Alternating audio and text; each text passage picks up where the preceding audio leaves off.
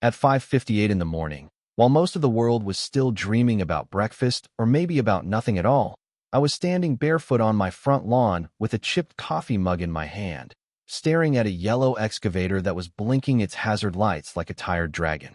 By 6:02, my staircase was already a pile of matchsticks, my shower was exposed to the sunrise, and I was screaming myself hoarse at a demolition crew that had apparently decided today was a great day to turn my house into modern art. You ever have one of those moments where you're so sure you're dreaming that you actually try to wake up? Yeah, that happened. So, let me back up a sec. My name's Marcus Ellery, and I bought my house in Pine Hollow for one simple reason.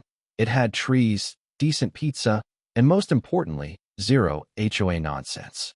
I did my homework, spent 3 months digging through covenants, poring over neighborhood maps, and generally avoiding anything with the words homeowners association, like it was asbestos. I'm not the sort of guy who picks fights. I work from home, consult on software, keep my jazz at a polite volume, and tend a basil garden that lives in constant terror of the deer. 1 block over, though, sits Birch Ridge. And Birch Ridge has Mara Yates.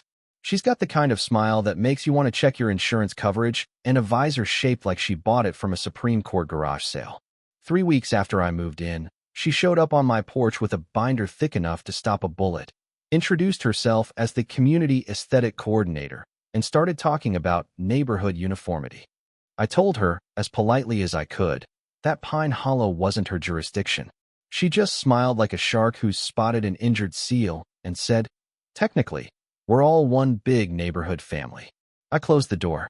I should have installed a moat. But it didn't stop there. Flyers began showing up on my door. Architectural harmony guidelines. Why 2 stories hurt property values. One even had a big red circle around my second floor with the word problematic in font big enough to read from space. I kept them all in a folder labeled evidence for the grand jury. Mara escalated like a weather app predicting a Category 5. She started sending friendly notices on Birch Ridge letterhead, complete with reference numbers and deadlines, as if her opinions on my aggressive second floor were some kind of law. I hung one in my bathroom for the irony. Pretty soon, I'm catching her on my security camera crouched in the hydrangeas with a laser measurer, flanked by a trio of women in matching sun hats, all solemnly nodding at my house like they're inspecting a UFO crash site. She even tried to annex my parcel, sliding a petition under my doormat, 47 signatures, 12 of which were the name Patricia, written in different handwriting. When I ignored that, she taped a red tag to my door. Order to abate non-compliant 2-story. It had a QR code that led straight to the Birch Ridge Facebook page, where my house was now the cover photo for a poll. Should this property be grandfathered in or corrected immediately? I started forwarding everything to my lawyer, who laughed so hard he dropped his phone. I emailed Mara the county parcel map, with a giant arrow pointing to not in your HOA. She replied, "Geography is fluid." I stared at that email for a full minute, wondering if I'd slipped into a parallel universe where property lines are written in dry erase marker. She sent back a PDF titled Legal Precedent for Community Expansion, which, I kid you not, was just a screenshot of the Wikipedia page for eminent domain. The real showstopper was her community visioning workshop. She rented a projector and displayed before and after images of my house, after being just a digital 1-story, like some sort of dystopian Photoshop challenge. People applauded. I didn't even get an invite. Found out from my neighbor, who attended purely for the drama and filmed the whole thing. Mara gave a speech about preserving the neighborhood's character, said my address 9 times. 9. Then came D-Day. Thursday morning, just before dawn, Mara rolled up with a demolition crew and what she claimed was a city abatement writ, bearing a seal in Comic Sans or something equally unholy. The foreman shrugged, said he had a work order to remove 2nd story. He looked tired enough to believe anything. Mara waved what she called a board vote, which was basically a selfie video on her patio with 3 people in tennis whites raising their mimosa glasses like they were toasting the end of civilization.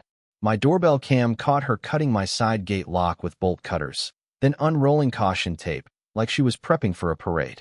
She took selfies in front of the excavator, posted them to the HOA Facebook group with the caption, "Progress happens."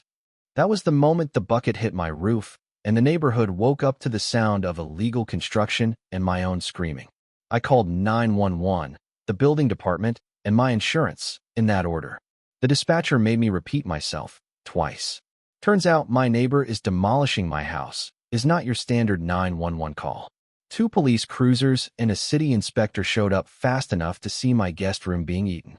My neighbor brought me shoes. The inspector, clipboard saint, took one look at the order, winced at the font, and called in a stop work order on the spot. The cop told the crew to back off the equipment. Mara tried to argue, waving her official document and insisting she had the power under the community charter. The cop deadpanned. "What community?" She said, "Birch Ridge."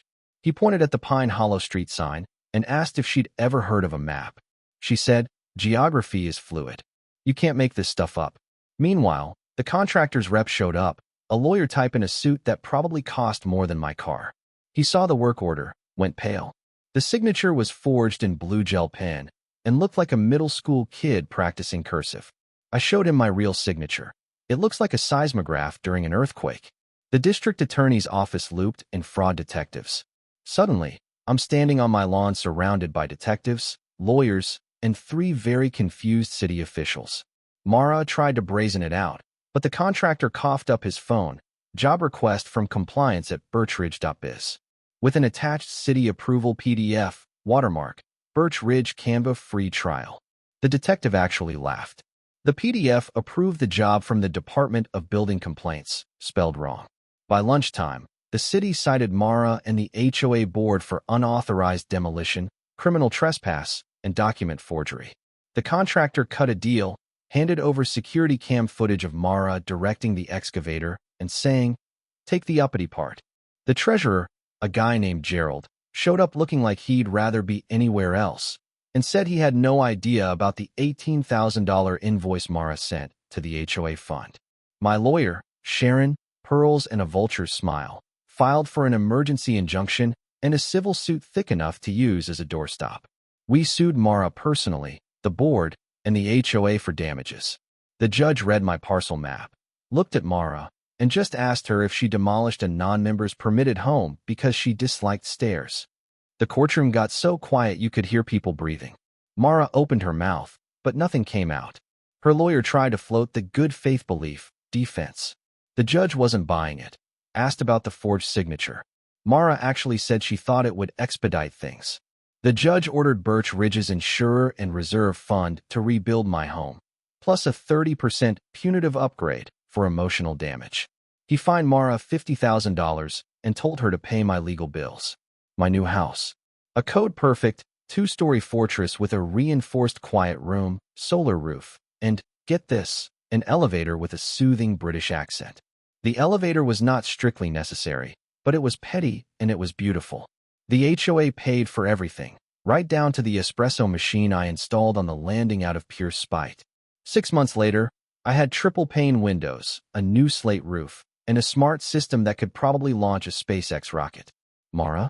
She lost the presidency within weeks. The board's insurer clawed back every dime.